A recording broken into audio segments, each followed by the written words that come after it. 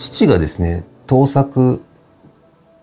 に凝ってた時期がありまして、で九州のいろんな有田とか唐津とかいろんなところをこう回って勉強してたんですけど、でその時に唐津の天平釜のお母さんのとこに父が立ち寄った時に、この人は本当にすごい人だって父が思って、で僕が店をオープンする時にあたって父に相談したら、じゃあ全部お母さんに作ってもらえって言われて、すぐ九州の天平釜に飛んで、一番初めに選んだのがこれですね。はい、これがその天平釜に置いてあったんで、この器をやっぱり一番初めに選びました。黒い食材ってなかなかないんで、その何入れても入るんですよこれって。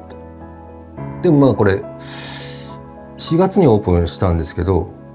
4月だとちょっと厚ぼったいかなと思ってたんですけど、でもこれ一番初めお作りもありましたね、4月で。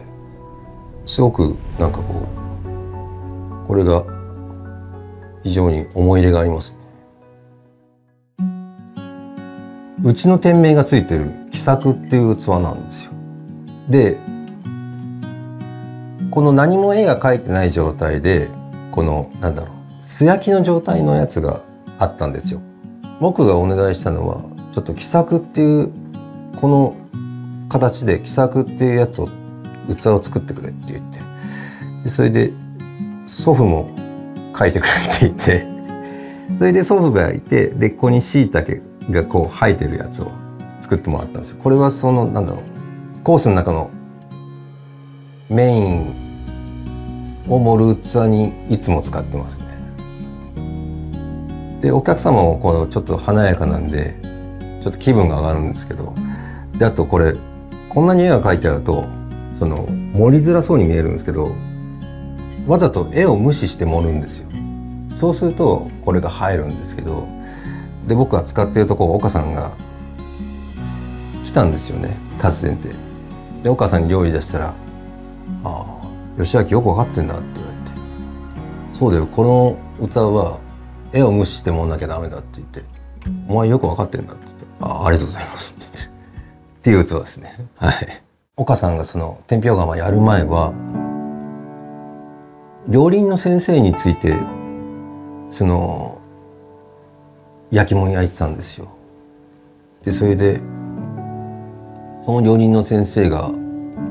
すごい厳しい人だったらしくて「先生できました」って言って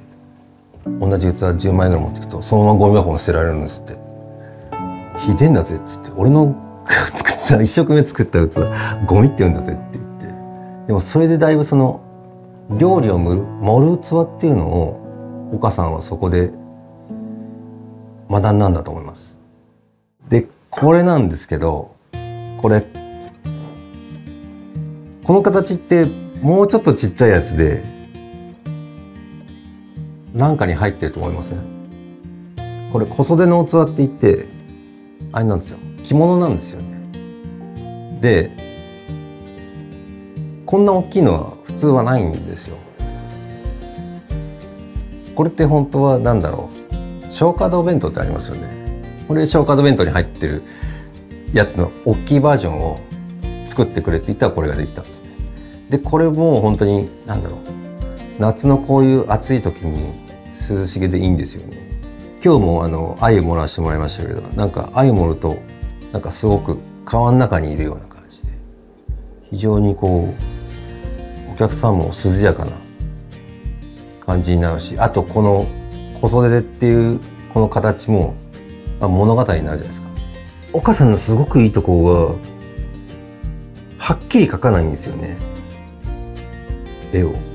細かく何の植物か分かんないじゃないですか。夏っぽいんですけど、これ冬に使っても何の植物か分かんないから冬でも使えるんですよ。でこれも同じなんですよね。何が描いてる、大体これ木で人がいてなんだかんだって、でもこれ季節を限定してないんですよね。で細かい絵を描くとやっぱり季節を限定したりとか、なんかそっちに引っ張られちゃうんですよね、料理が。で岡さんの器っていうのはこう細かく描いてるのが僕との相性がいいのかなと思います。僕もそのコロコロ料理変えるし、そのこの器にはこれしか盛れないってなっちゃうと、料理人のイメージってなんかどんどん